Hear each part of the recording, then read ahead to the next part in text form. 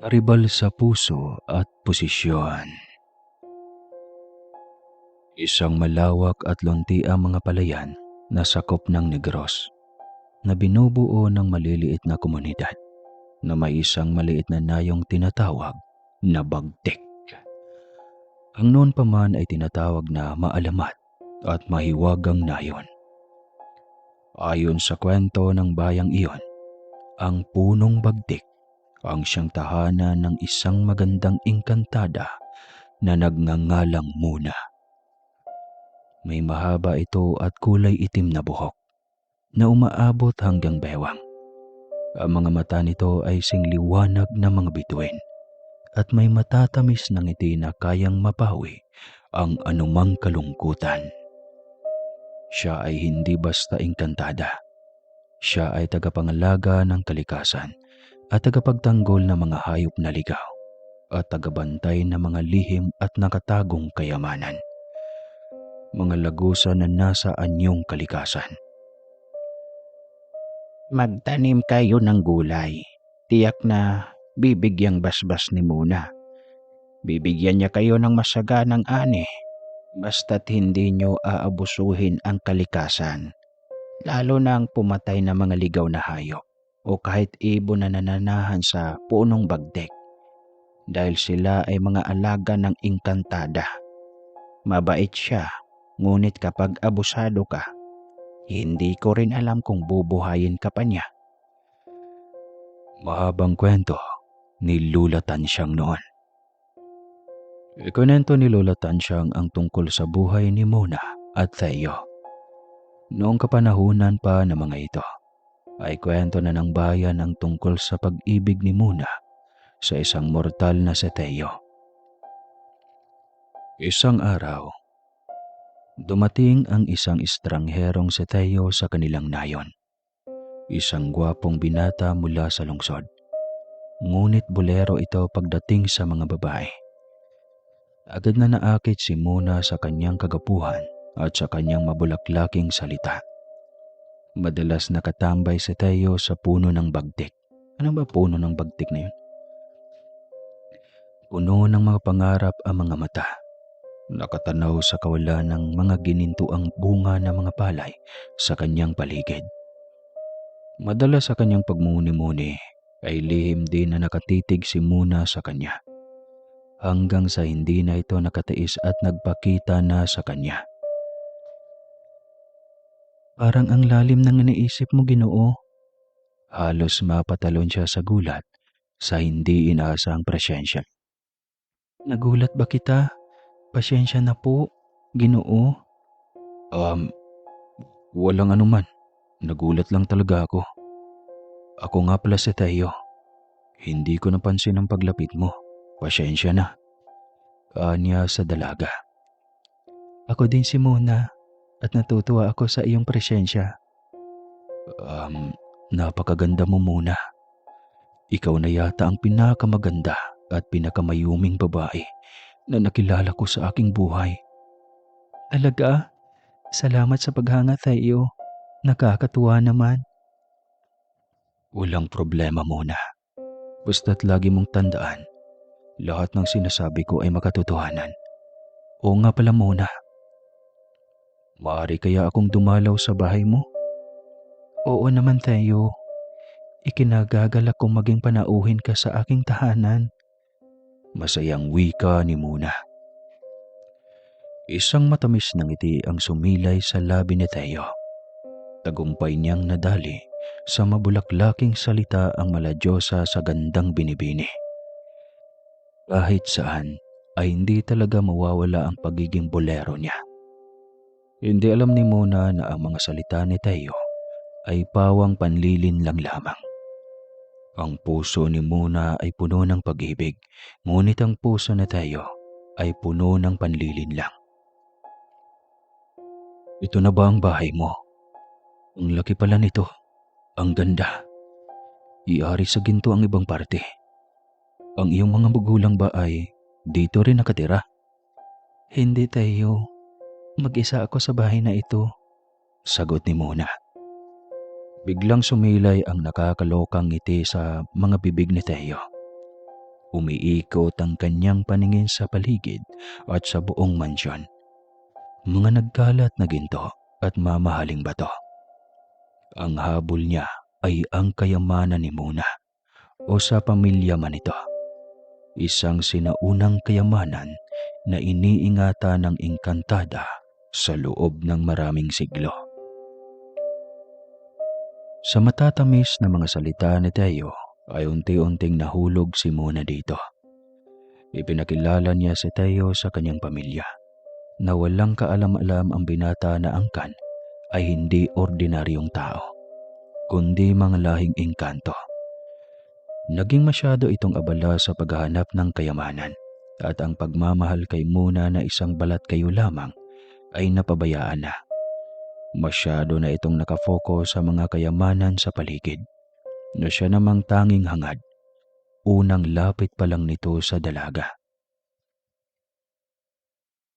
Saan ka na naman galing? Napapansin ko na tuwing dumarating ka dito ay sa pag-iipon ng mamahaling bato na lang ang focus mo, Teo. Minahal mo nga ba talaga ako? Oo naman Muna. Ipagpaumanhin mo at nanibago lang ako. Nakakamanga ang mga makikinang na bato sa paligid. Ang gandang gawing koleksyon. Kunwari nito. Ngunit ang totoong balak ay maibenta ito upang gawing pera at kayamanan. Kung mahal mo ako, Teo, ay patunayan mo. Sige, Muna. Para mapatunayan ko sa iyong mahal talaga kita, magpakasal tayo. Kapag naikasal na tayo, siguro naman magiging panatag ka na sa ating relasyon. Gusto ko yun, Teo. Papayag akong maikasal agad sa iyo. Puno ng pananabik ang puso ni Muna. Samantalang si Teo ay nasa yaman at kung paano gastahin ang kayamanan. Sakaling maikasal na sila ni Muna. Nang dumating ang araw ng kanilang kasal, ay puno ng pananabik sa puso ni Muna. Tuluyan na siyang nag-anyong tao. Gusto niyang sumama kay Teo hanggang sa pagtanda nito. Walang ideya na para lamang sa kasaganaan kung kaya't dumikit ito sa kanya. Lumipat sila sa bayan, nagtayo ng malaking negosyo. Naging daan sila ng masaganang buhay ng maraming mga mamamayan sa bayang iyon. Maraming pamilya ang natulungan. Kaya naging sikat sa bayan dahil sa kauna-unahang pagkakataon ay may isang malaking kumpanya na inaitayo sa bayang iyon. Naging simula rin iyon ng pag-unlad ng bayan. Pagkalipas ng isang taon, isang malaking pagbabago ang dumating sa buhay ni Muna. Nagdadalang tao siya at ang buong akala niya ay maging masaya si Teo oras na babalitaan iyon. Ngunit parang wala iyon sa kanyang asawa. Hindi man lang ito nanabik, hindi man lang ito natuwa. Parang normal lang ang lahat. Ang alam niya ay magiging masaya ang isang lalaki kapag nabigyan ng supling. Bakit si Teo ay tila nakapokus pa rin sa pagkakahumaling sa maraming sasakyan at mamahaling bagay. Sa mga material na bagay ito nakafocus, iyon ang kaligayahan nito. Hinayaan lang iyon ni Muna. Baka nga hindi expressive ang kanyang asawa, kaya pakiramdam niya ay baliwala iyon dito.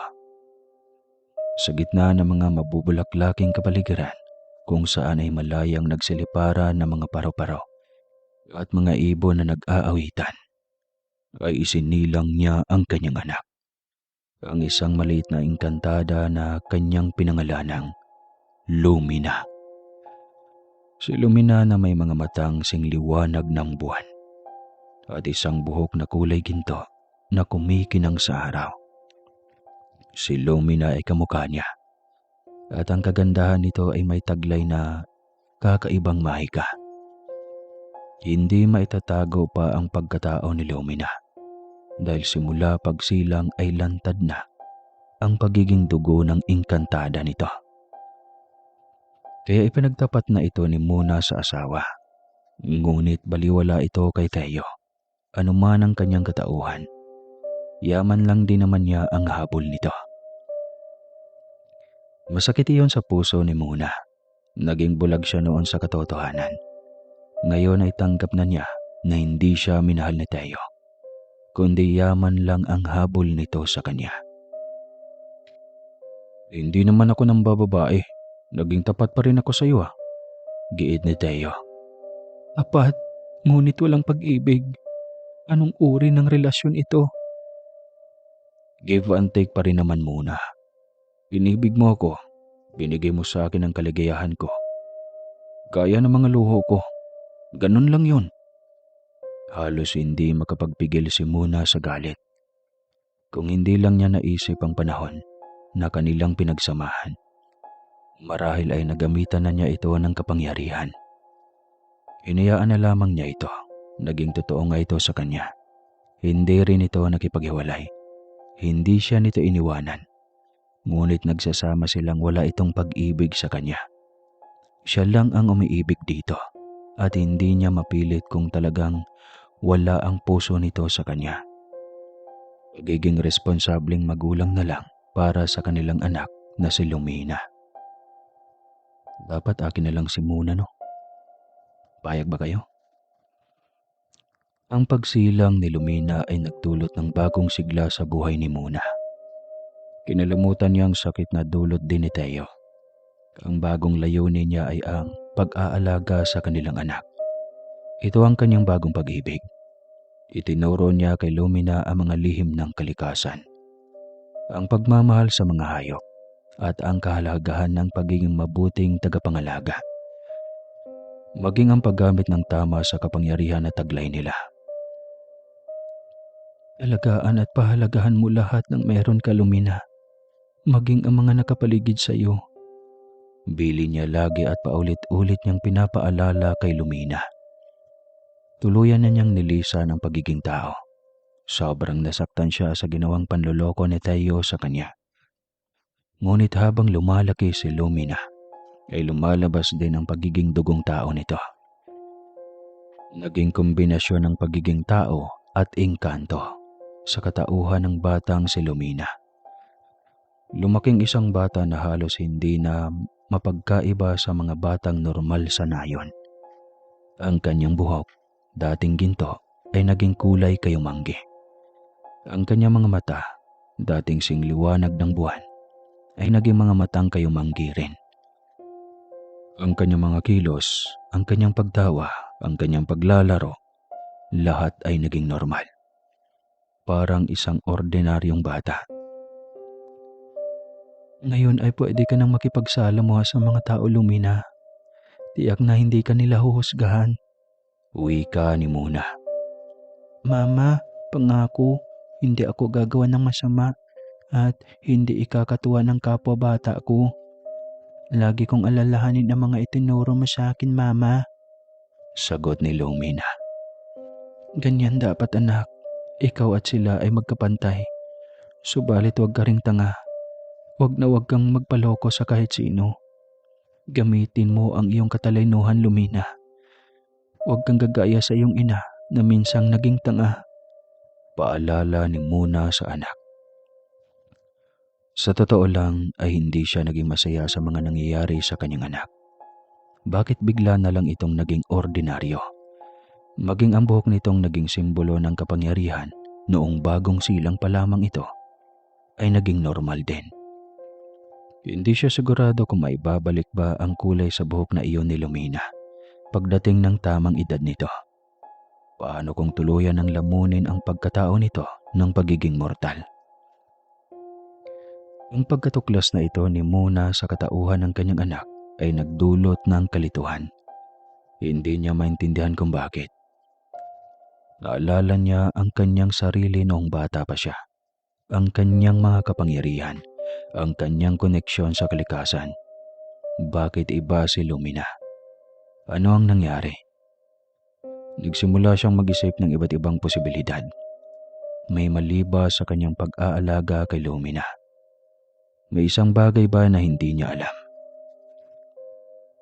Habang patuloy na naghahanap ng mga sagot sa misteryo ng pagkatao ni Lumina, ay naisip ni Muna na subaybayan si Teo.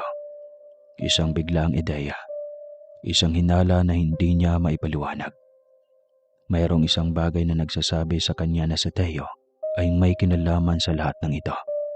Kaya naman, gamit ang kanyang likas na kakayahan bilang isang engkantada, hindi niya alam kung bakit bigla na lamang sumibol sa kanyang puso ang isang panghihinala. At alam niyang si Teo ang magiging sagot sa lahat ng kanyang mga katanungan. Ang kanyang pagsubaybay sa asawa ay nagdala sa kanya sa isang mamahaling restaurant sa lungsod. Doon, nakita niya sa Teo na masayang nakipagkwentuhan kasama ang isang magandang babae, ang sekretarya ni Teo. Noon pa man ay alam niyang may lihim na pagmamahalan ang dalawa. Alam niya na simula nung aminin ni Teo na wala itong pag-ibig sa kanya, ay nasa sekretarya na nitong si Laura ang lihim na pag-ibig nito. Masakit iyon sa kanyang parte. Gustong-gusto niyang parusahan noon si Teo. Subalit, pinili niyang magpatawad at umintindi. Naging mabuting magulang pa rin ito sa kanilang anak. Nagkunwari siyang walang alam sa relasyon ni Teo at Laura. Napanatili niya ang kanyang kalmado at mahinahong pag-uugali. Patuloy na ginagawa ang kanyang mga tungkulin bilang asawa ni Teo. Kahit na ang kanyang puso ay puno ng komplikadong damdamin. Hindi siya nagpakita ng galit, hindi siya nagpakita ng selos. Sa halip, pinili niyang magpanggap na wala siyang nakita, na wala siyang nalalaman. Ito ay bahagi ng kanyang plano. May madidiscover rin ako sa inyo, anya sa kanyang sarili. Magaling din magpanggap ang sekretarya na Teo. Ngunit hindi ito kasing talino niya, kaya hindi siya nito mauuto. Hindi rin niya pinatanggal si Laura sa trabaho nito bilang sekretarya ni Teo. Alam niya na ang pagtanggal kay Laura ay magiging isang malaking pagkakamali. Sa halip, pinili niyang pinanatilihin si Laura sa posisyon nito bilang isang paraan upang masubaybayan pa ang mga ito. Isang paraan upang malaman ang katotohanan sa likod ng kanilang relasyon at marahil ang koneksyon nito sa pagiging mortal ni Lumina. Ma'am, kape ka po. Mabuti at napapadalas ng dalaw mo sa opisina ni Sir Teo. Wika ni Laura. Oo, Laura. Tingin mo kaya magagalit siya kapag lagi akong narito? Abay, hindi ma'am. Conjugal property niyo ito, kaya anumang oras ay pwedeng-pwede kang labas-masok sa lugar na ito. Mabuti kung ganun. Formal na sagot niya. Nakipagtitigan siya dito. Isang bagay na nagpapasalamat siya kay Teo ay ang pagpapanatili nito ng kanyang sekreto sa kanyang katauhan. Kahit si Laura ay walang ideya na isa siyang engkantada na piniling mamuhay na parang normal. Isang taon pang lumipas, kaarawan iyon ni Teo. Bilang bahagi ng kanyang maingat na plano, inimbita niya si Laura sa selebrasyon.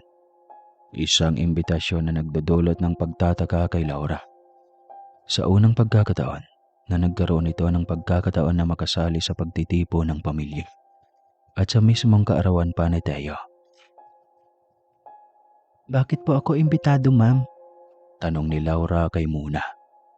Ang boses nito ay puno ng pagtataka at kaunting takot. Isang aura ng misteryosong muka ang nababanaag ni Laura sa kanyang muka na hindi nito maipaliwanag.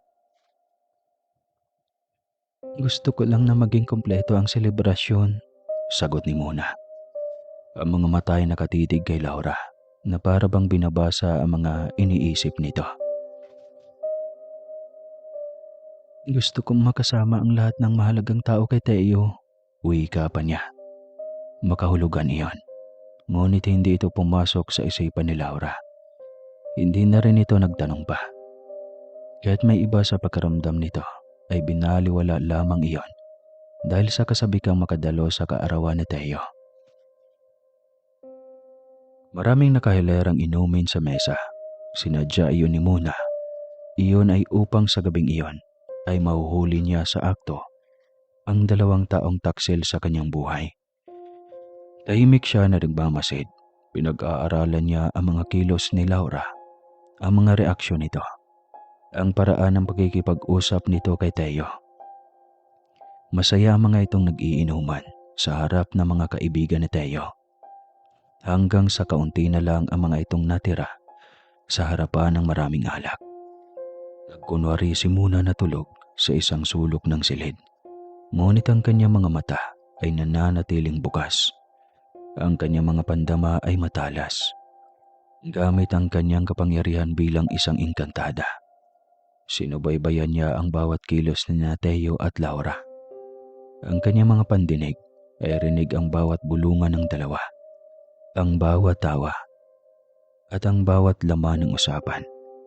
O mas madaling sabihin na landian ng mga ito. Sige lang Teo, laliman niyo pa. Anya sa kanyang sarili. Pinilit niyang maging kalmado kahit umigting ang tungki ng kanyang mga tenga. Kontrolado pa rin niya ang lahat, ang kanyang emosyon. Nang lumayo si Teo at Laura sa mga bisita, agad na sinundan ni Muna ang mga ito. Gamit ang kanyang mahika, naging invisible siya sa harapan ng mga ito. Sinundan niya ang mga ito hanggang sa makarating siya sa isang tahimik na sulok ng hardin kung saan nag-uusap sina Teo at Laura. Doon, narinig niya ang nakakagulat na katotohanan. Huwag kang magmadali masyado, Laura. Baka masira ang plano natin. Ikaw din. Kaunting panahon na lang, magdidibo na si Lumina. Paano kung mahalata ni Muna na hindi niya anak ito? Walang kahit isang mahikang kakayanan si Lumina. Hindi nga ba yata? At nagdududa na si Muna? Mga tanong ni Laura. Ikinagulat iyon ng sobra ni Laura. Si Lumina ay hindi anak nila ni Teo. Anak ito ni Teo at Laura. Isang resulta ng lihim na relasyon ng mga ito. Isang plano upang makuha ang kayamanan niya. Wala siyang ideya kung paano nangyari na napaniwala siya ng mga ito na anak niya si Lumina. Ginto naman ang kulay ng buhok ng bata at unti-unting naging kayumanggi sa paglipas ng panahon. Hindi rin niya alam kung paano na mga ito napalitan ang kanyang anak. Problema patuloy niya ngayon kung saan hahanapin ang kanyang tunay na anak. Kung saan ang mga ito itinago. Kailangan niyang mahanap ang kanyang tunay na anak. Nagdulot ng matinding sakit sa kanyang puso ang pagtuklas ng katotohanan iyon. Ngunit hindi ito ang sakit ng selos o galit. Ito ay ang sakit ng pagkakanulo ng pagkadismaya. Kailangan niyang laruin ang lahat. Kailangan niyang mahanap ang kanyang tunay na anak. Matinding pasabog ang kanyang gagawin. Oras na mahanap niya ang kanyang tunay na anak. Mama, bakit parang ang lalim ng iniisip mo? May hangover ka yata. Uminom ka rin ba kasama nila Papa kagabi? Tanong ng pekeng Lumina. Umisi siya ng matabis dito. Tinitigan at pagkatapos ay tinanong ito ng isang bagay. Anak, mahal mo ba ang mama Muna mo? Tanong niya. Mama, anong uring tanong ba yan? Siyempre, mahal na mahal kita. Sagot nito. Kung sakali, saan ka ba sasama? Sa papa o sa mama? Siyempre, siya yung mama. Sa'yo ko lang naramdaman ang pag-aalaga at pagmamahal ng isang ina na walang kondisyon. Si Papa, parang wala siyang pakialam sa akin kung kailan lang kami magkita, tsaka lagi na lang abala. Malungkot na reaksyon sa mukha ni Lumina habang sinasabi iyon. Niyakap niya ito, napangiti at ramdam ang kakaibang tuwa sa puso. Hindi niya ito tunay na anak, ngunit na iparamdam niya dito ang pagmamahal ng isang tunay na ina. Kaya sa kanya pa rin ang puso nito pagdating ng araw. Mahal na mahal kita anak. Anya, sabay yakap dito. Hindi ito kasali sa kanyang paghihiganti. Katulad ni Lumina, naging biktima din ito ng kasakiman ni Teo. Na siyang sinamahan ng babaeng katulad din ito ang pag-iisip. Ngunit sinisiguro niyang hindi ang mga ito magtatagumpay. Mawawala ng mga ito at walang makuha. Kahit kaunting yaman mula sa kanya pagdating ng araw. Sinimulan niya ang paghahanap sa tunay na lumina ng kanyang buhay. Iyon ang naging bagong misyon niya. Gamit ang kanyang kapangyarihan, yaman at ang kanyang katalinuhan. Sinimulan niya ang paghahanap dito. Sinusubaybayan niya ang mga galaw ni Tayo at Laura. Sinusundan ang mga bakas na kanilang iniwan. Ang bawat impormasyon ay pinag-aaralan niya ng mabuti. Bawat detalye ay pinag-iisipan. Ngunit nahihirapan siya at hindi pa rin niya mahahanap ang totoong anak. Wari niya ay ibinenta ng mga ito si Lumina o di kaya ay inabandona. Ramdam niyang buhay lang ito at hindi siya titigil hanggat hindi niya mahanap ang tunay na anak. Kahit igugugol niya ang lahat ng kanyang oras sa paghahanap ay gagawin niya. Kahit abutin pa ng 1 dekada, hindi niya susukuan ang paghanap sa totoong Lumina. Lumipas pa mga taon hanggang sa isang araw. Isang dalagang nag-apply bilang manager sa kanyang company. Gail ang pangalan nito. Isang matalino at masipag na babae na may maraming achievements sa larangan nito. Ang resume ni Gail ay kahanga-hanga. Ang mga nakaraang trabaho ay nagpapakita ng husay at dedikasyon nito sa trabaho. Napakatalino mong bata. Ang dami mo pang naging achievement at kakayahan. Bakit sa kumpanya ko naisipan mong mag-apply? Tanong ni Muna sa dalaga. Na-research ko po ang kumpanyang ito. Ito na yata ang pinakasikat na kumpanya sa lugar na ito. Kaya isang napakalaking tagumpay ang makapasok sa kumpanyang ito, ma'am. Sagot ng dalaga. Napangiti si Muna nang marinig iyon. Ang gaan ng loob niya sa dalaga. Tila may kakaibang koneksyon sa kanila tuwing nagtatama ang kanilang mga mata. Ang mga kulay nito, hindi niya matumbok. Gamit ang kapangyarihan ay hinawakan niya ang noo ng dalaga. Doon niya nakita ang lahat ng nangyari ng nakaraan.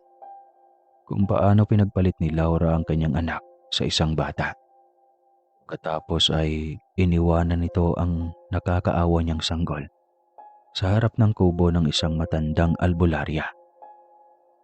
Nailing siya habang emosyonal na nakatitig sa dalaga. Bakit po, ma'am? Takang tanong ng dalaga. Muli niyang inilagay ang kanyang dalawang daliri sa noo ng dalaga. Sa pagkakataong iyon, ay kay Gil naman nag-flashback ang lahat. Sa kalagitnaan ng mga nakikita nitong eksena, ay bigla na lang itong napaiyak. Naintindihan nito ang lahat. Mama, ikaw ang totoo kong mama. Hagulgol na wika nito. Nagyakapan silang dalawa at naging emosyonal sa mga oras na iyon. Ang tagal ng panahong ipinagkait sa kanila ang pagkakataong iyon. Ngunit hindi pa huli ang lahat. Mag-uumpisa sila at walang makakaalam sa kanilang relasyon bukod sa kanilang dalawa. May kailangan tayong gawin, anak. Kailangan nating magpanggap na hindi natin kilala ang isa't isa. Magtiwala ka sa akin, anak. Mananagot ang dapat managot. Pangako yan. Matalino si Gil kaya nauunawaan agad nito ang kanyang plano. Ang pagbubunyag ng katotohanan ay nagdulot ng matinding emosyon, hindi lamang kay Muna, kundi kay Gil na rin. Ibinigay niya dito ang mataas na posisyon. Tiwala siyang kaya iyong pangunahan ng anak dahil sa katalinuhan nitong taglay. Ngunit dahil sa pagbibigay niya kay Gil sa posisyong iyon, ay nagdulot ng matinding selos at pagkainggit kay Lumina. Bakit siya? Bakit hindi ako? Tanong ni Lumina kay Muna. Ang boses nito ay puno ng pagkadismaya at pagkainggit. Mas magaling ako sa kanya, mas maraming achievements. Saad ba nito? Lumina, nakalimutan mo bang anak kita? Hindi ka dapat naiinggit dahil lahat ng posisyon sa kumpanyang ito ay hawak mo. Paliwanag ni Mona. Ngunit ang totoo ay sa iyong paghahanda para sa mas magaling pang CEO ng kanyang kumpanya sa huli. Walang ibang magmamana nito kundi si Gil at hindi niya baliwalain si Lumina. Kahit anak ito ng mga nagtaksil sa kanya, ay bibigyan pa rin niya ito ng yaman at parte. Dahil inosente ito sa ginawang pagtataksil ng kanyang asawa. Ayaw ko mama. Sa akin ang posisyon na nasa kay Gil dapat. Giit nito. Hindi ko pwedeng bawiin Lumina. Ayaw ko maging unprofessional. Hindi ka naman nangarap ng posisyon dati, hindi ba? Bakit bigla ka na lang nagka-interes? Nagsiselos ka ba kay Gil? Hindi ako maiinggit. Di hamak na mas maganda at mas magaling ako kaysa sa kanya. Anak, hindi mo naman kailangang ikumpara ang sarili mo sa iba. Lahat tayo iba-iba ng kakayahan. Tandaan mo yan. Ipinaliwanag pa ni Mona kay Lumina ang sitwasyon. Kung bakit kinuha si Gil bilang manager sa halip na si Lumina. Dahil ito naman ang anak. Ipinaliwanag niya ang mga katangian at kakayahan ni Gil na angkop sa posisyon. Ngunit ang paliwanag ni Mona ay hindi sapat upang mapawi ang selos at galit ni Lumina. Hanggang sa nagkatagpo ang dalawa. Ang sarap ng feeling ano? Kumusta naman ang buhay bilang isang sip-sip na manager? Pang-iinsulto ni Lumina kay Gil. Mahaba ang pasyensya ng dalagang engkantada, kaya pinilit niyang intindihan ang selos nito. Ngunit inuubos ni Lumina ang kanyang pasyensya, kaya minsan ay hindi niya napigilang batuhin ito ng kanyang kapangyarihan. Nagulat si Lumina at hindi inasahan ang kanyang kapangyarihan. Impacta ka ba? Paano mo nagawa ang bagay na yun? Tanong ni Lumina. Siguro nga impacta ako. Ngayon, ayaw mo ba akong labanan? Napalunok ng laway si Lumina. Hindi nito akalaing maging ganoon katapang at palaban si Gil. Hindi na ito kumibo pa at iniwanan na si Gil. Lihim na napangiti si Gil habang nakatingin kay Lumina na naglalakad papalayo. Ilang saglit pa ay pumasok din si Mona. Malayo pa lang ay nakangiti siyang nakatingin sa nakaupong anak. Kumusta ang trabaho? Mukhang ginalingan yata ng gusto ng anak ko ha. Nakangiting bungad ni Mona. Siyempre mama, mana ako sa iyo. Tsaka hindi pwede sa ating lahi ang pabaya sa mga obligasyon. Ayon din iyon sa aking gabay. Na siyang kasama ko simula pagkabata. Napangiti si Mona. Noong nalaman niya na hindi si Lumina ang tunay niyang anak, hindi siya nag-aalala. Dahil alam niyang may gabay itong tagapangalaga. Naggaling pa sa mga kininunuang engkantada. Ngayon ay alam niyang nasa tamang pagpapalaki ang kanyang anak. Anak, simula ngayon, sa bahay ka na uuwi. Anya rito. Mama, baka pag-initan ako lalo ni Lumina. Hindi ako sigurado kung hanggang saan ang pagtitimpi ko para sa kanya ma. Alam kong mabuti kang nilalang. Palawakin mo ang iyong pangunawa, Gil. Huwag mong patulan ang pagsiselos ng iyong kapatid. Isipin mo lagi, magkapatid pa rin kayo sa ama. Kaya maging mabuti ka sa kanya. Balang araw, matatanggap din niya ang kanyang pwesto na hindi siya kagalingan kumpara sa iyo. Paliwanag ni Mona. Naiintindihan iyon ni Gil. Hindi nga lang niya alam kung saan aabot ang kanyang pasyensya kung lagi siyang tratuhin na ganoon ng kanyang kapatid. Sabagay, walang ideya si Lumina na magkapatid sila ni Gil. Kung sakaling ibubunyag man niya ang lihim ng pamilya, sisiguraduhin muna niyang babagsak ng sabay sina Teo at Laura.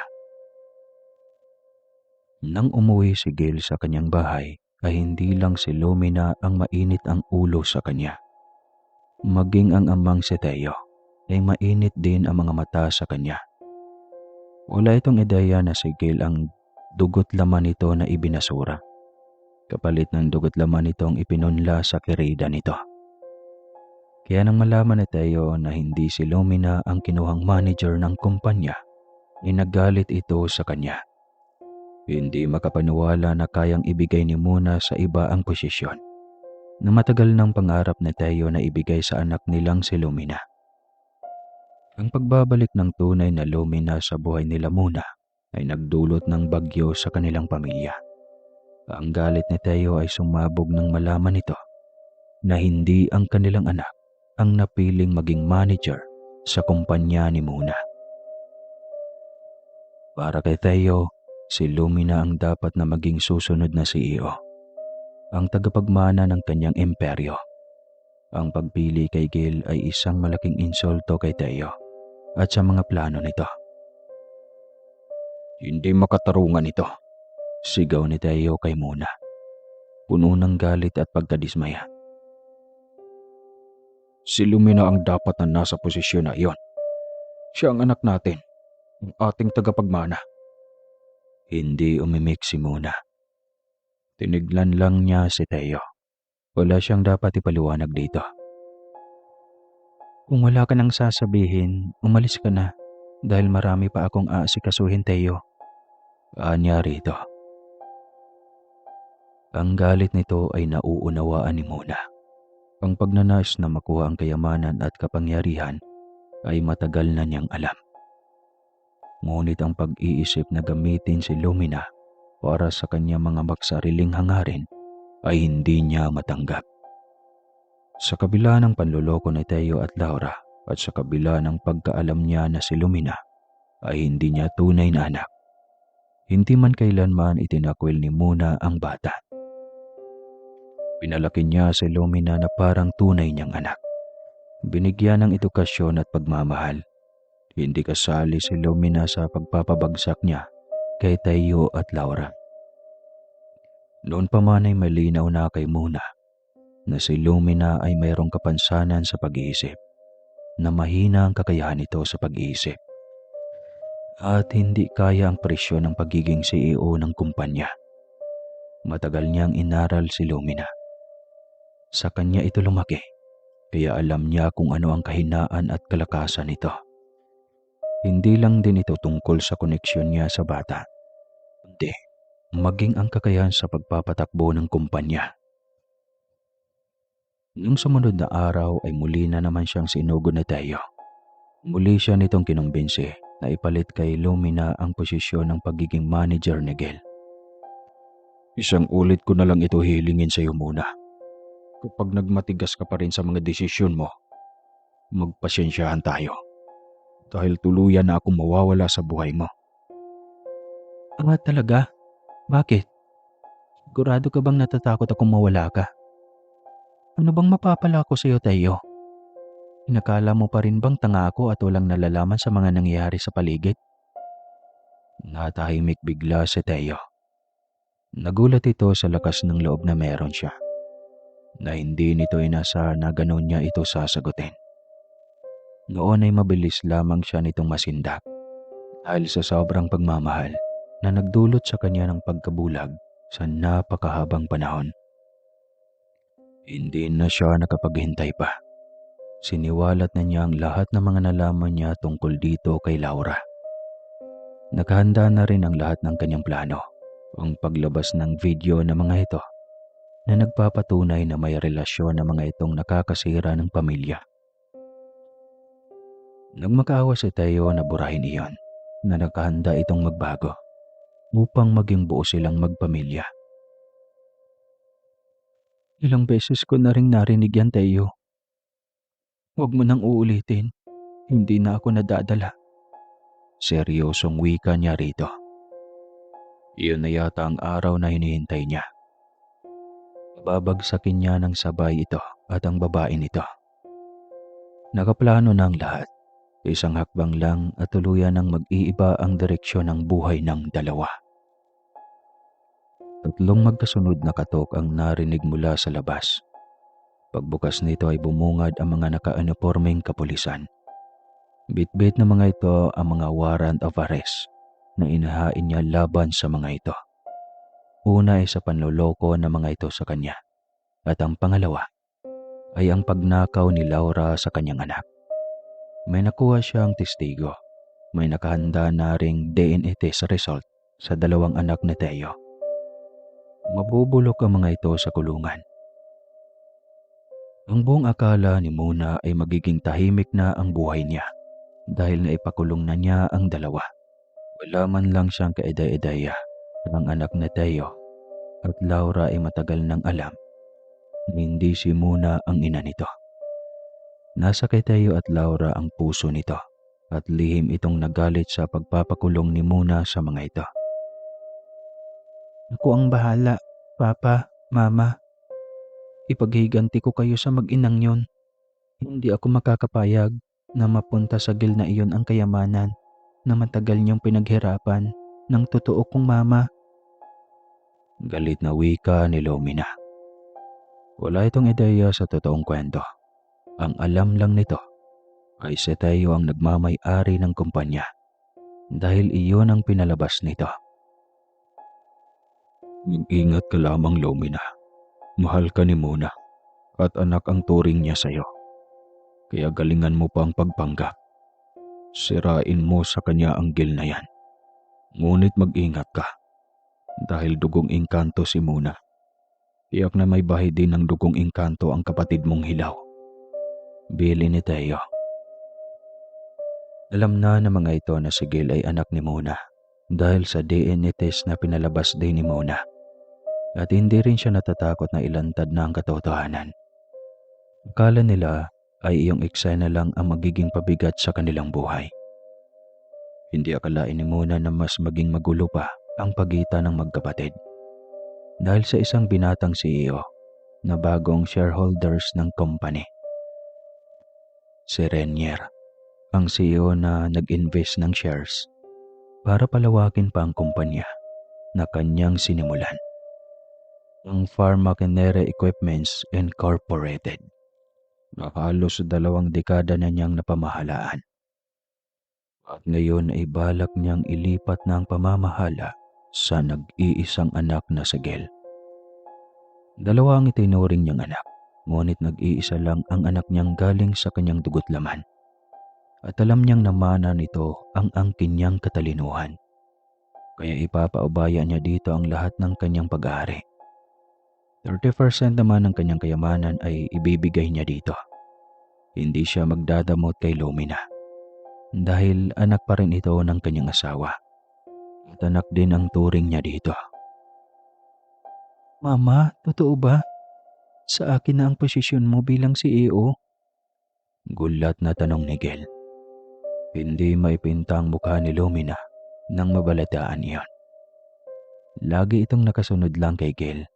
Hindi nito matanggap na nasa ibaba ito. Ako lang dapat ang CEO ng kumpanyang ito. Ako ang nag-iisang anak ni Papa Teo.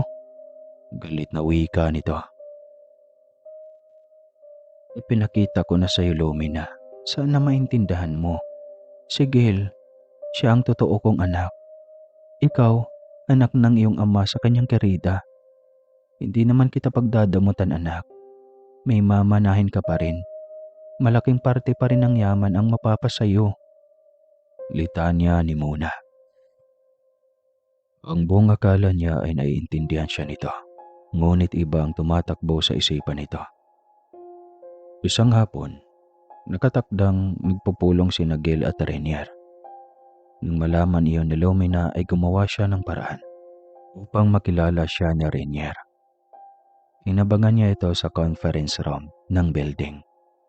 Nagulat pa ang binata dahil inakala nitong walang tao doon dahil nag-message ang sekretarya ni Gil na mahuhuli itong dumating. Sorry, nagulat yata kita. Ako ang kapatid ni Gil. Ako pala si Lomina. Naku, mukhang hindi yata makarating ang kapatid ko ngayon. Nandito naman ako. Pwede tayong mag-usap. Uwi ka nito. Hindi nakatanggi binata nang alokin ito ng alak dahil nahiya rin itong baka ma-offend at kapatid pa naman ng CEO. Masaya itong nakipag-usap, tuloy-tuloy ang tagay. Hanggang sa nalasing ito at ang binata ay may tama na rin ng alak. Nagulat si Gel dahil ang nadatnan niya ay ang lasing na CEO kasama ang kanyang half-sister. Anong ginagawa niyo? Gulat na tanong niya. Nandito na pala ang magaling kong kapatid. Nako, pasyensya na eh. Napasarap ang tagay namin ni Renier. Alam mo bang liligawan niya ako? Ang ganda ko raw eh. Hagik-gik na wika nito. Nagulat si Renier dahil wala siyang sinabi na ganoon. Lalong wala itong balak na ligawan si Lumina. Samantalang si Gel ay dismayado sa ipinakitang pagiging irresponsable ni Renier. Akala ko ba professional ka? Alam mong business building ito, hindi bar. Bakit nakipag-inuman ka kasama ng basagolera kong kapatid? Galit na tanong ni Gel. Ang yabang mo ah. Hindi ako basagolera at lalong hindi kita kapatid. Sabat ni Lumina. Napahilot na lamang ng sintido si Gel. Pinatawag niya ang security at inutusang dalhin sa labas si Lumina. Sinuspende rin niya ang posisyon nito bilang isang manager. Todo hingi ng pasyensya sa Renier. Ngunit hindi niya ito pinapansin. Ngunit hindi rin siya tinigilan. Kinabukasan nagulat si Lumina nang bigla na lang itong naging ban sa building. Hindi nito matanggap kaya nagwala ito. Sa pagkakataong iyon ay mas tumindi ang galit nito kay Gel. Kaya pinuntahan nito ang opisina ng CEO. Nagulat si Gel sa presensya nito.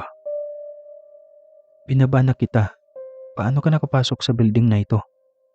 Galit na tanong ni Gel. Huwag kang masyadong mayabang, Gel. Alalahanin mong kapatid mo ako. Kaya may karapatan ako sa mga ari-arian na pinamamahalaan mo. Ganoon ba? Ang kapal mo naman ano? Kung makapagsabing kapatid, alam mo naman hindi inanak ng isang kabit. Hindi nakapagpigil si Gel sa mga sandaling iyon. Kaya iyon ang nabitawan niyang salita. Hindi niya akalaing may iba pa talagang pakay si Lumina. At bonus na lang na pinainit niya ang ulo nito. Dahil mas naging agresibo pa ito sa masamang plano. Yabang mo, Gel. Samantalang, isang bala ka lang naman. Galit na wika nito. Sabay bunot ng baril sa handbag nito. Hindi natinag si Gel. Hindi siya nagpasindak at nginitaan lang ng nakakainsulto ang kapatid. Bakit? Hindi ba ka pinipaniwala na kaya kitang patayin? Hindi ako mangingiming iputok sa ulo mo ang bala ng baril na ito. Ganoon ba, Lumina? Sige, iputok mo lang. Kalmadong utos ni Gel. Mas lalo itong nagalit. Kinalabit nga nito ang baril ngunit bago nito iyon nagawa ay tinitigan ni Gel ang butas ng baril. May kung ano siyang inusal at ganoon na lang ang gulat ni Lumina. Nang makitang kusang umiikot ang baril, pagkatapos ay nagsilaglagan ang mga bala nito. Nagulat si Lumina. Alam nito na hindi normal iyon. Anak ka talaga ng demonyo. Dapat malaman ng mga tao na hindi ka. Hindi na natapos ang sasabihin nito. Nang bigla itong bumangga sa matigas na dingding ng opisina ni Gel. Hindi na niya matiis ang mga ginagawa ni Lumina at ang bunganga nito. Nagulat din ito nang gamitan niya ng enerhiyang galing sa kanyang mga kamay. Nagulat din siya at napatitig sa sariling mga kamay. Habang tumatagal, ay mas lalong dumadami ang nadidiscover niyang mga kakaiba sa kanyang katauhan. Alam niyang isa siyang engkantada, ngunit hindi pa niya alam lahat ng katangian at kapangyarihan na taglay niya. Kusang nagsilabasan sa kanyang katawan ang mga kapangyarihan at alam niya na mas marami pa siyang madidiscover. Takot na umalis ng kanyang opisina si Lumina. Nakangiti siyang sinusundan ito ng tingin. Hiling niya na sana nga ay tuluyan na itong dumistansya sa kanya Matagal na itong nakaalis nang muling may kumatok ng kanyang pintuan.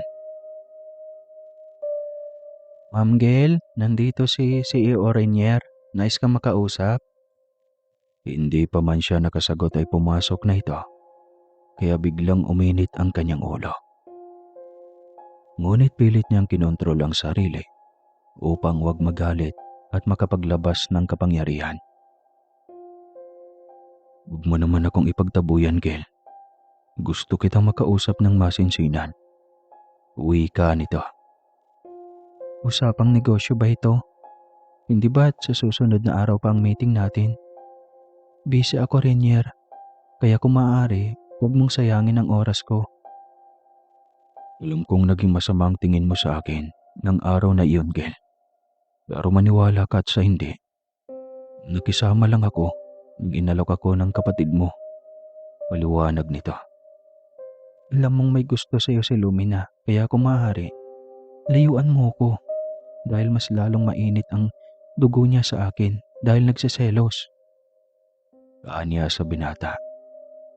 Ngunit, wala akong gusto sa kanya. Hindi katulad niya ang babaeng gusto kong makasama habang buhay. Tsaka, may nakilala na akong babaeng alam kong maging mabuting ina sa aking mga anak. Biglang may kumurot sa kanyang puso. Hindi niya alam kung bakit bigla na lang niya iyong naramdaman. Mahal ba niya ang binata?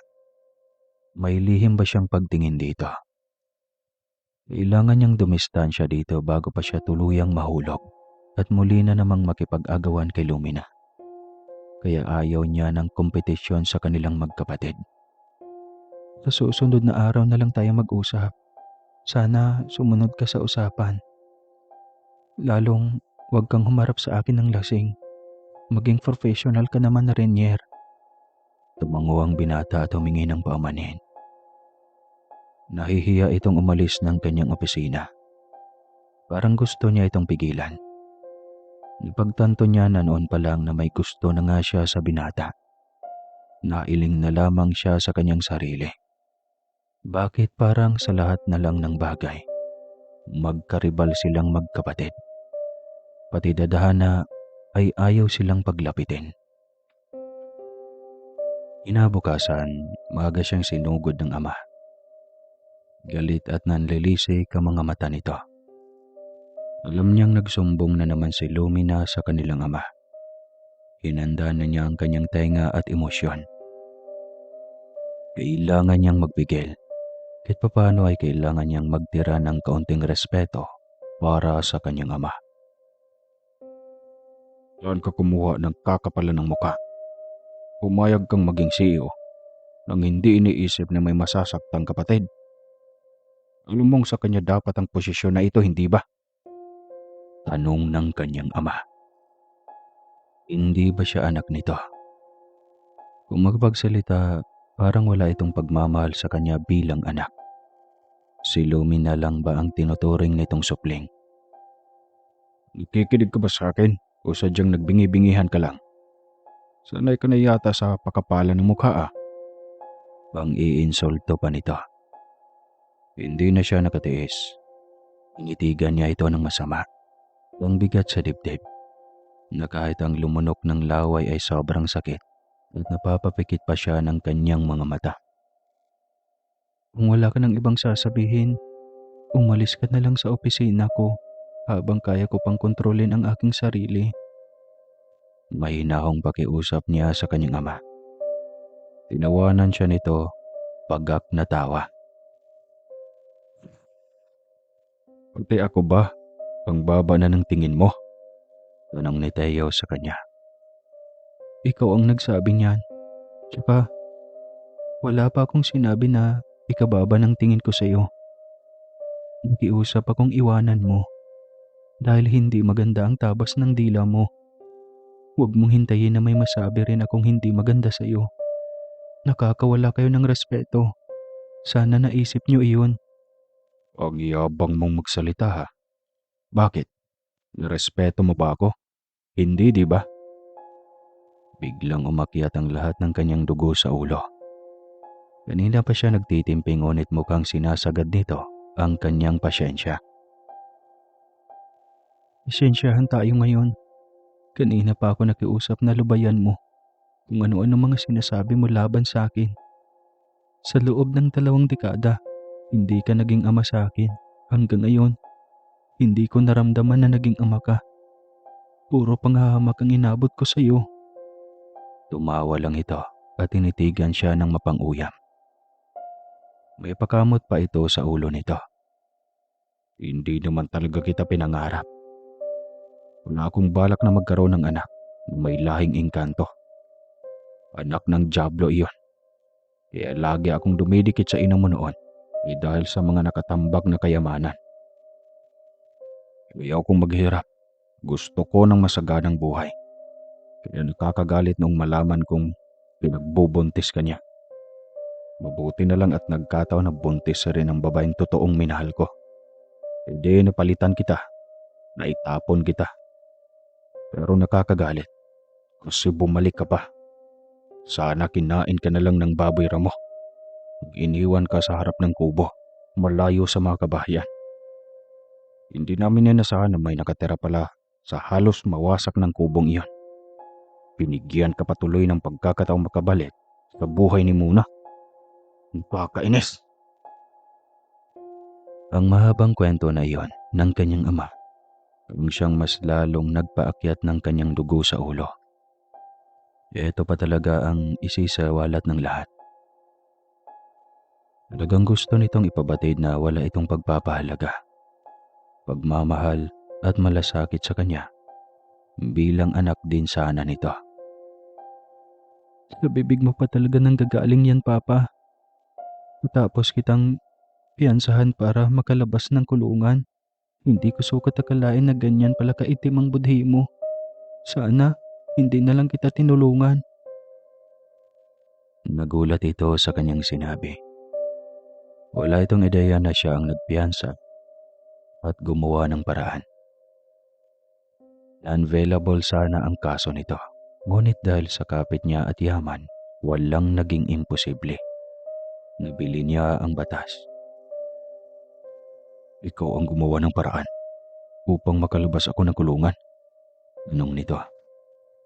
Hindi na siya sumagot pa. Tama nang naipabatid niya rito na hindi ito nakalaya, kung hindi dahil sa kanya. Bayad na ang utang na loob mo sa akin. Hindi ka naman nandito sa mundong ito kung hindi dahil sa akin. Mas kilay pa ring wika nito. Mas lalong nasagad ang kanyang pasyensya.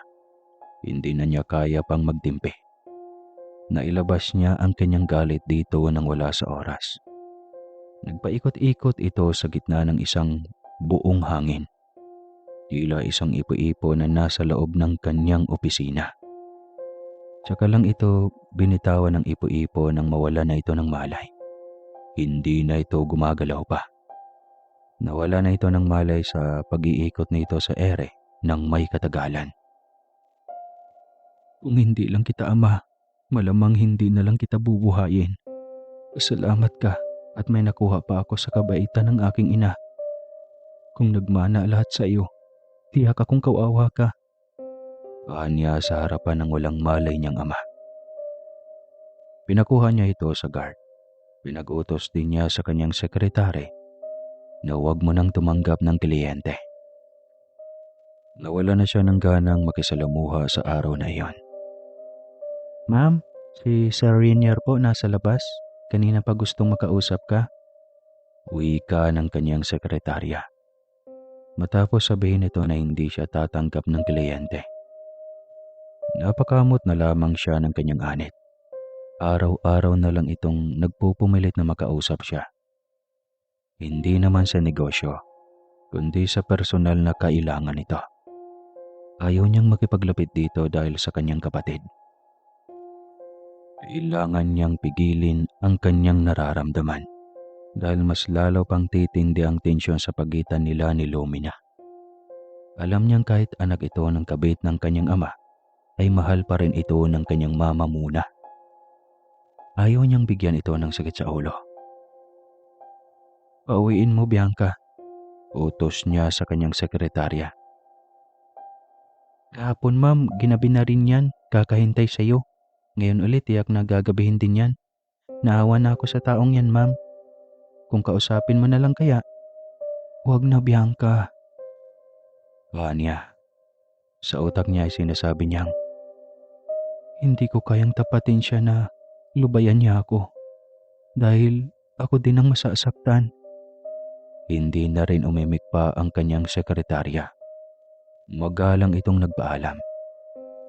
Aalis pala ako ngayon Bianca. Huwag mo na akong hanapin dito sa opisina. Dito ako sa likuran dadaan. Paalam niya sa kanyang sekretarya.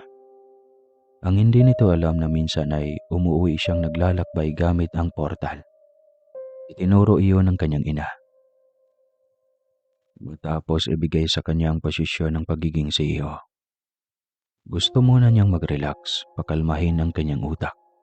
Hindi niya akalaing makasalubong niya kaagad ang kanyang ina roon. Nagtaka ito sa kanyang maagang pag-uwi. Ang sabi mo mag-overtime ka ngayon. Wala pang ang tanghali nandito ka na kaagad.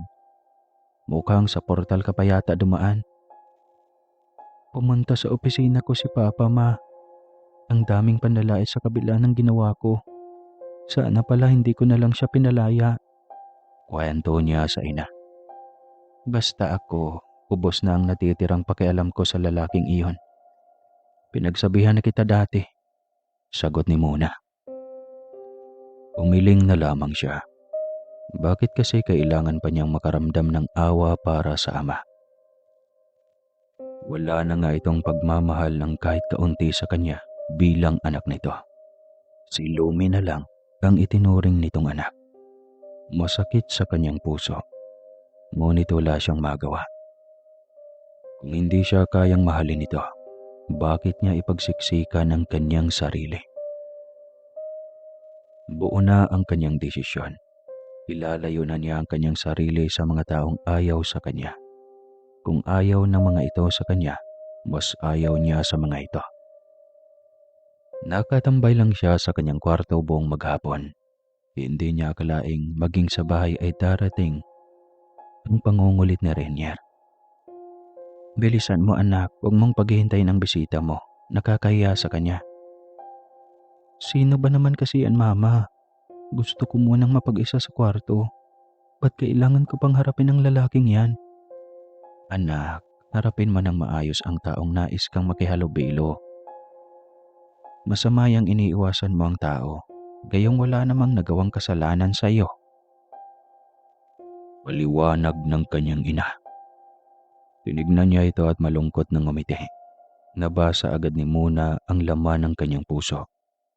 Niyakap siya nito upang maibsan ang nararamdaman nitong sakit sa dibdib.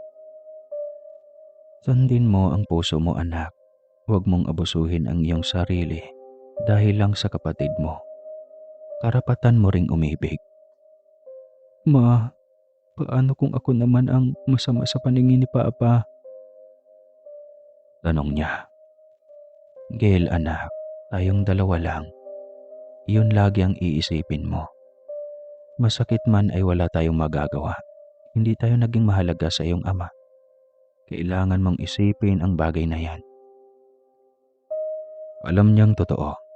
Ayaw lang niyang mas madagdagan pa. Mas lalo lang lalayo ang loob ng mga ito sa kanya. Gusto niyang dumating ang araw na magkasundo pa rin sila at magsama bilang buong pamilya. Ngunit kailangan niyang sundin ang kanyang ina. Kailangan niyang harapin ang bisita dahil kailangan ding isaalang-alang ang damdamin nito. Alanganin pa siyang humarap sa binata. Nahihiya siya dahil ilang beses na niya itong pinagtaguan. Ngunit hindi pa man sila nag-uusap ng mabuti nang biglang dumating si Lumina.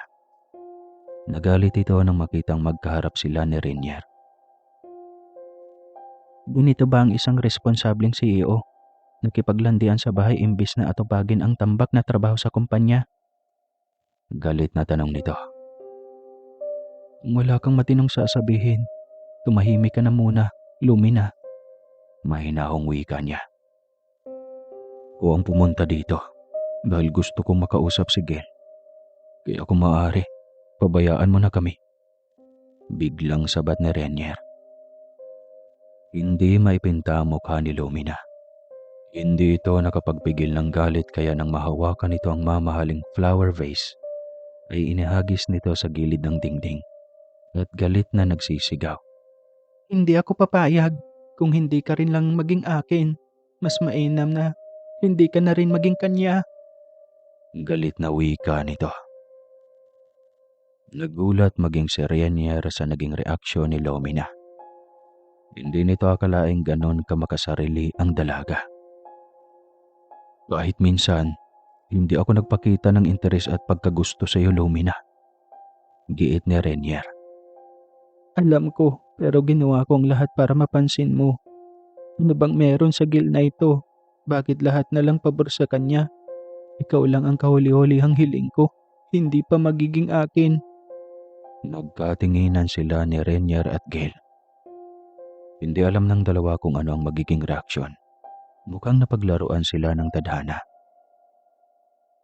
Dapat mong intindihin at respetuhin ang nararamdaman ko, Lumina. Si Gil lang ang minahal ko. Ang gusto kong pakasalan. Giit ni Renier. Parang sinaniba ng masamang espiritu ang wisyo ng dalaga. Hindi nito matanggap ang sinabi ni Renier. Tumawa ito ng malakas. Pagkatapos ay may kinuhang bagay sa loob ng bag nito. Hindi kita pipilitin na mamahalin ako. Pero siguraduhin kong maging patas ang laban. Wika nito kasabay ng pagputok nito ng baril sa noo ni Renier. Walang salitang pinitik ang gatilyo ng baril. Ngunit bago pa tumama ang bala sa noo ng binata, ay naharang na ito ng malakas na enerhiya galing sa mga palad ni Gil. Parehong nagulat si Lumina at Renier. Hindi makapaniwala na kaya iyong gawin ni Gil. Anong meron ka ba talaga? Gulat na tanong ni Lumina. Himik lang si Gil. Hindi sinadyang mailabas ang nakatagong lihim. Sa takot na baka may masamang mangyari sa binata. Alam ko na anak ka ng Diablo. Kaya patay na patay sa iyo si Renier ay dahil ginayuma mo. Sigaw nito. Hindi totoo yan. Wala akong ginawa. Pinrotektahan ko lang si Renier. Depensa niya. Rumestro ang kalituhan sa mukha ng binata. Pagkakataon na kinuha ni Lumina. Ginatungan pa nito ng ginatungan ang pag-aalinlangan sa isip ng binata. Layuan mo siya, Renier. Hindi ka dapat nagpapalinlang sa itim na kapangyarihan ng babaeng iyan. Utos pa ni Lumina sa binata. Mas lalo itong nalito. Saktong lumabas si Mona kaya nadat na nito ang kaguluhan sa pagitan ng dalawang anak. Umuwi ka na pala, Lumina. Akala ko doon ka na lang mamalagi sa iyong apartment. Uwi ka nito. Para ano, Mama? Para masulo ng anak mo, ng anak ng Diablo ang lalaking mahal ko. Giit na tanong nito. Nagulat si Mona sa naging sagot ni Lumina. Wala na itong respeto sa kanya. Anong pinagsasabi mo? Huwag mong pagsabihan ng hindi maganda ang kapatid mo, Lumina. Hindi ko siya kapatid, Mama. Wala akong kapatid na anak ng Diablo. Sagot ni Lumina. Halos hindi na makapagtimpi pa si Gil. Samantalang biglang umakyat lahat ng dugo sa ulo ni Mona nang marinig iyon. Hindi ito napigilan ang kapangyarihan na mailabas at nasaktan si Lumina. Anong ginawa mo? Katulad kayo ng Gil na ito. Mga kampon kayo ng dilim. Sigaw ni Lumina. Nagkatinginan si Gil at Mona habang si Renier ay naguguluhan at nalilito pang lalo. Kita mo yun ni Renier? Mga alagad ng dilim ang mag-ina. Kaya kapatay na patay sa kanya dahil sa itim na gayuma. Kaya kung ako sa'yo, lumayo ka na sa mag-inang yan. Galit na wika ni Lumina.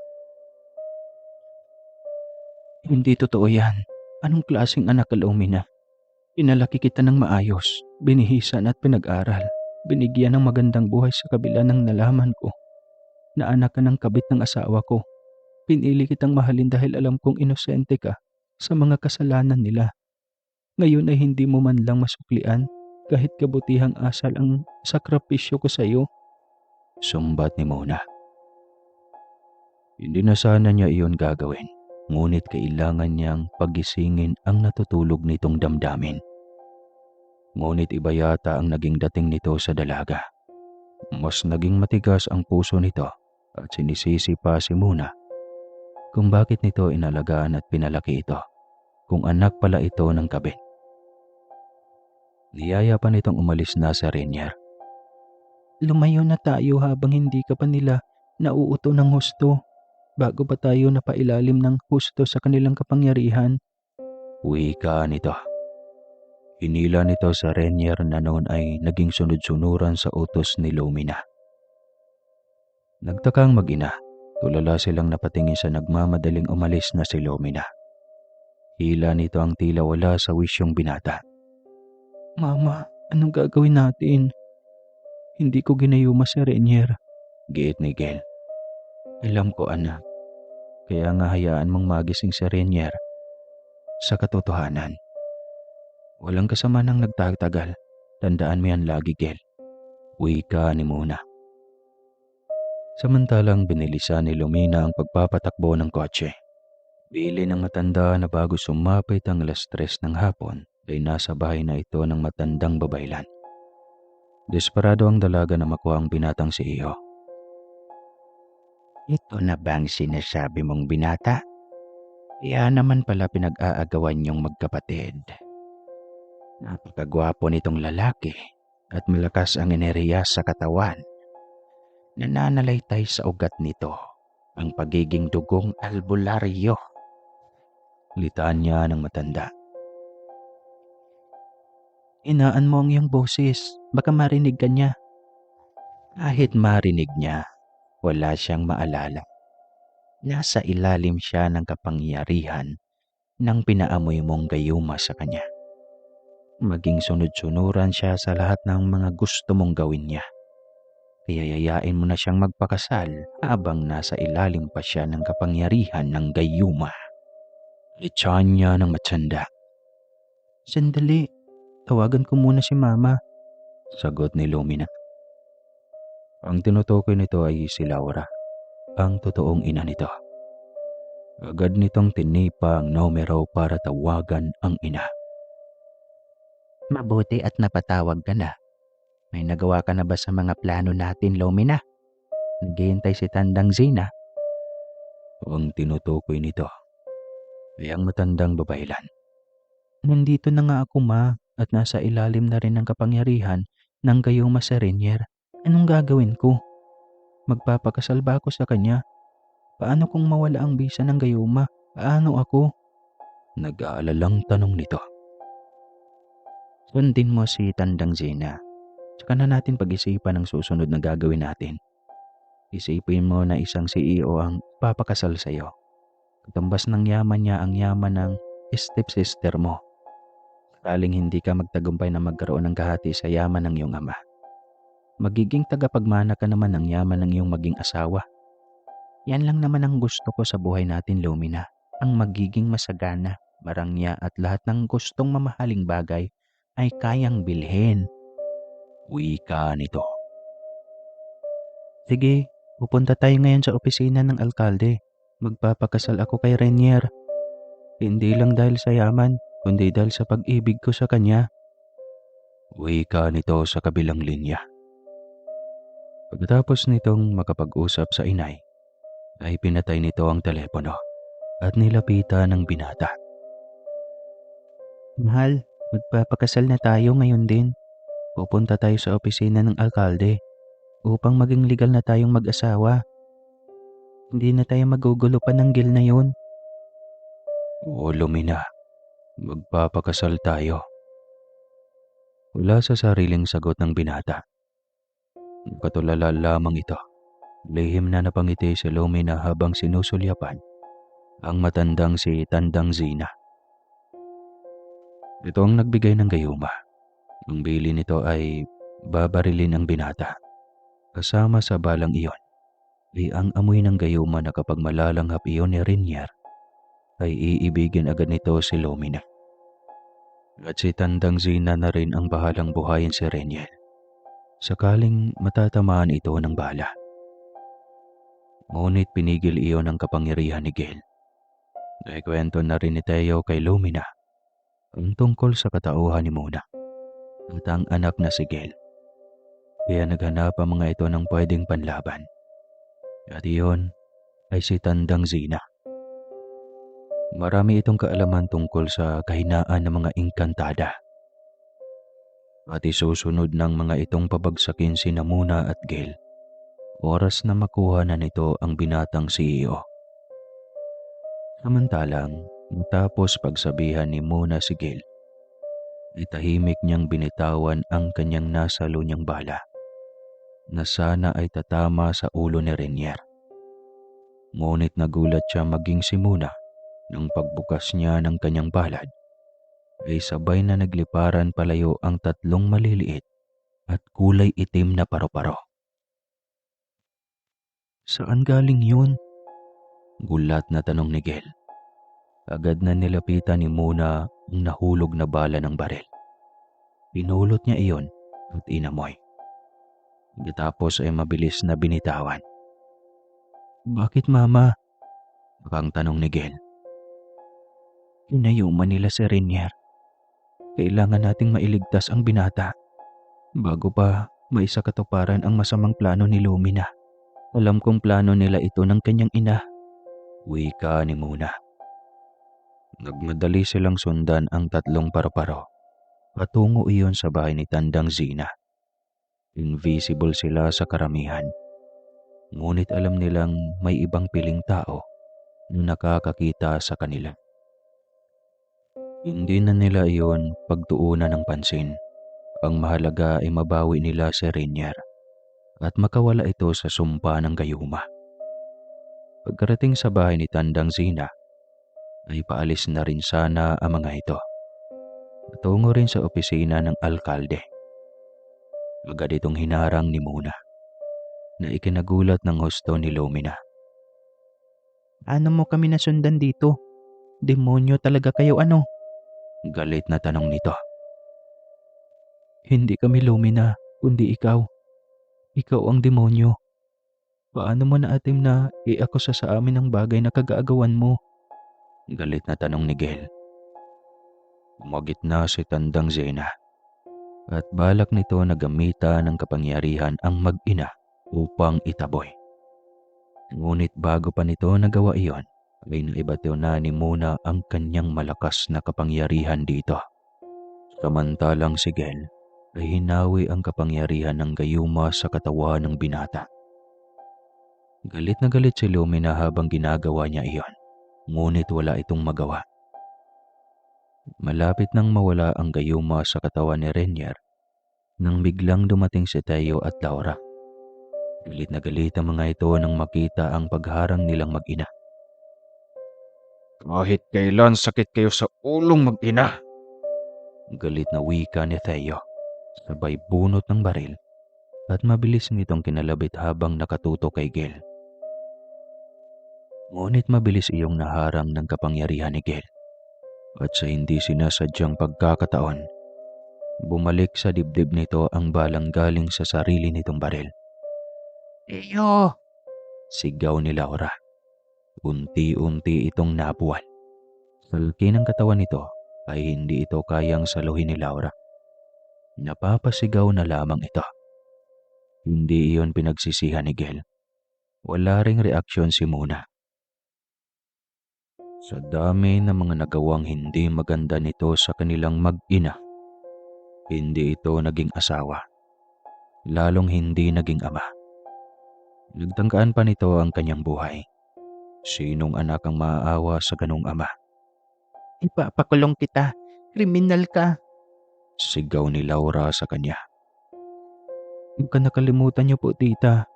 Nasa kamay ni Papa ang baril, kaya siya ang pumatay sa kanyang sarili. Kalmado niyang wika. Mas lalong nanggigigil ang mga ito. Samantalang biglang natauhan si Renier nang marinig nito ang putok ng baril. Nagtaka ito kung bakit ito naroon. Mahal, Renier, huwag kang umalis. Ikakasal pa tayo. Pigil sa kanya ni Lumina. Anong kasal? Hindi pa ako handang ikasal at wala tayong relasyon. Giit ng binata. Walos magwala sa Lumina nang biglang magbago ang isipan nito. Hindi. Magpakasal tayo. Hindi pwedeng hindi. Galit na wika nito. Hindi ko alam ang mga sinasabi mo. Hindi kita nobya. Hindi kita minahal. Paano ako magpapakasal sa isang babaeng hindi ko karelasyon? Giit din ni Renier. Tigilan mo na siya, Lumina. Wala na ang gayuma sa kanyang katawan, kaya hindi mo na siya mapipilit pa. Wika naman ni Gel. Mang sasaktan ito si Gel, kaya si Muna ang dumepensa para sa kanyang anak. Hindi ko hayaang saktan mo ang aking nag-iisang anak. Pagkatapos ng lahat ng masasamang nangyari, pinatawad ko kayo. Ngunit paulit-ulit lang ang pang-aabuso ninyo. Galit na wika ni Muna. Nagmamadaling kinuha ni Laura ang baril sa kamay ni Theo at mabilis na pinaputukan si Muna. Ngunit sinalo lamang ni Gil ang bala. Hindi ko hayaan na saktan mo ang aking ina. Galit ding wika ni Gil. Sabay nilang pinarusahan ang mag-ina. Si Tandang Zena ay kanina pa tumakas at si Renier ay nakatulalang muli. Dahil sa hindi makapaniwala sa mga nangyayari sa kanyang paligid. Iniwan nila ang tatlo at dinala sa Renier. Ginamot ito ni Muna at pinakalma muna sa kanilang bahay. Nung makahuma ito ay tsaka lang ito nakapagsalita. Hindi ko akalaing sa totoong buhay ay may makikita akong katulad niyo na may kapangyarihan. Wika nito. Dahil hindi kami normal na tao, Renier. Isa akong engkantada at ang anak kong si Gel ay isang engkantadang tao. Namana pa rin niya ang aking kapangyarihan, ngunit ang dugo'y nananalaytay sa kanya ay tao. Kwento ni Muna sa binata. Ngayong alam mo na ang aking pagkatao, makukuha mo pa kaya akong mahalin? Tanong ni Gel. Tinitigan siya ng binata sa mga mata, sincero. Hindi mawawala ang pag-ibig ko para sa iyo, Gel. Kahit ano pa ang katauhan mo. Alam kong mabuti ka pa ring nilalang. Nakikita ko. Sagot nito. Iniiwan sila ni Muna upang makapag-usap ng masinsinan. Naging madalas si Renier sa kanilang mansyon hanggang sa tuluyan ng sinagot ni Gel si Renier. Hindi nagtagal ay inalok ng binata ng kasal si Gel. Hindi ito tumanggi, kaya pagkalipas ng isang buwan, matapos ang pag-usapan ang kanilang kasal, ay matagumpay itong naidaos. Samantalang nagpakalayo-layo ang mag-inang Laura at Lumina. Sa takot na baka kung anong gawin ni Gil at Muna sa kanila. Matapos nilang maipalibing si Theo, ay wala na silang paramdam pa sa mag-ina. Nagsisisi ang mga ito ngunit huli na ang lahat. Wala na si Theo. Sarado na rin ang puso ni Muna para kay Lumina. Sa dami ng mga hindi magandang pinagagawa nito, hindi na ito kaya pang patawarin ni Muna. Maging si Gil ay ayaw nang makita pa ang mag-ina. Masaya silang namuhay ng normal na mag-asawa. Samantalang si Muna ay pinili ng bumalik sa kanilang mundo. Naging madalas na lamang ang pagbisita nito sa mundo ng mga tao. Nagpapatunay na ang kabutihan ay may hangganan. Kaya't dapat maging mabuti sa lahat ng mga ginagawa. Ang buhay ay tahimik kung walang inaabusong kapwa. Hanggang dito na lang po ang kwento. At may bonus ulit tayo. Makinig kayo ng mabuti sa bonus kasi kakaibang kwento ito. Mahal ko kayo. Ako ang bantay ng gubat. Hindi mo ako kilala.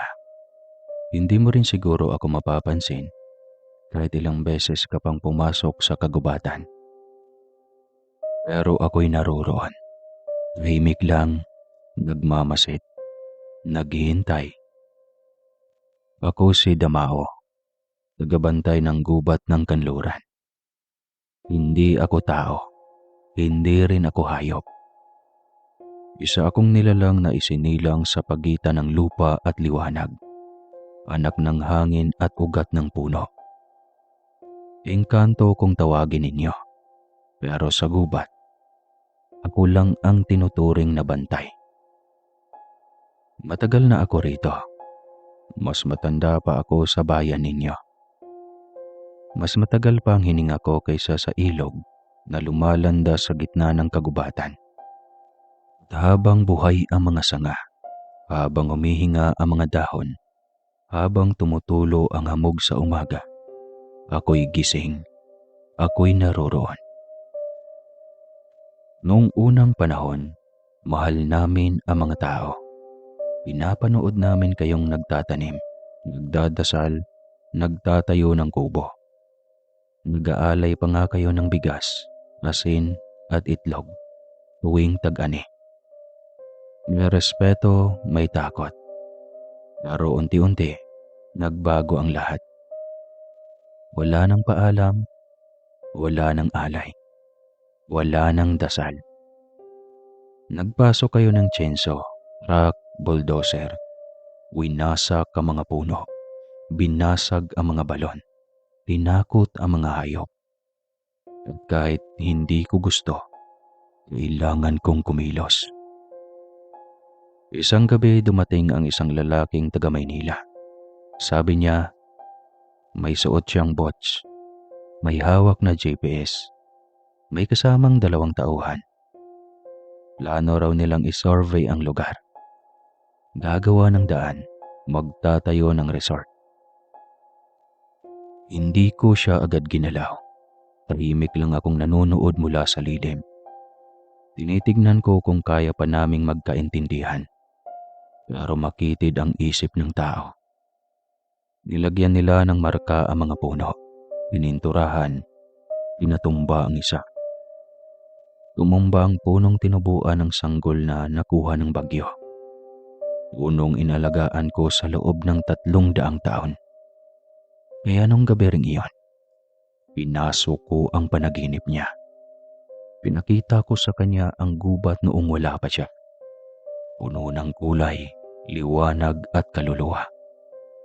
Ipinakita ko ang punong pinutol niya na umiiyak, na hindi makasigaw. Ipinakita ko ang mga ibong nawala ng pugad, mga ahas na nalusaw sa asfalto, mga duwending nasunog dahil sa generator. Nagising siyang pawis na pawis. Tumayo siya, sumigaw sa mga tauhan niya. Ah! Wala tayong dapat nakatakutan. Gubat lang to. Wala ditong multo. Pero hindi niya alam. Ako ang mismong multo ng gubat. Ilang gabi pang lumipas, pinatuloy nila ang trabaho.